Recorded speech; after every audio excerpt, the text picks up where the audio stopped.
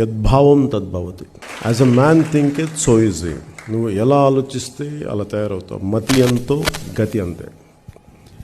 ఇది మా నాన్న చిన్నప్పుడు నాకు నేర్పించున్నాడు. నేను అనుకున్నాను, నాన్న ఏం చేయాలి బ్యాండ్ అంటే నీ ఆలోచనలు అలా ఉండడం అలా తయారవుతాను. So most cautious thing you have to be.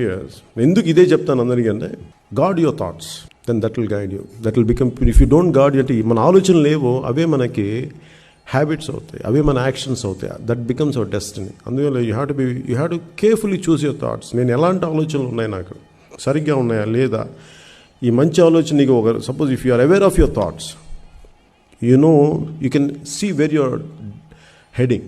నీ డెస్టినీ ఎటల్తో నీకు తెలుసు. ఉన్నతమైన ఆలోచన ఉంటే ఉన్నతమైన జీవితం, దిగజారుడు ఆలోచన ఉంటే దిగజారుడు జీవితం. అంతే, దానికి దట్ క్లియర్. అందుకనే యద్భావం తద్భవతి అనేది ఎంత ఉన్నతమైన కోట్ అంటే, దాన్ని తీసుకుంటే ఇంకా మనం ఏవి పుస్తకాలు చదవక్కర్లేదు. అదొక్కటే పట్టుకోండి, ఉన్నతమైన ఆలోచన పట్టుకోండి. అంటే నీకు అదొక్కటే పట్టుకోండి, యద్భావం తద్భవతి అని. Just think at the quality of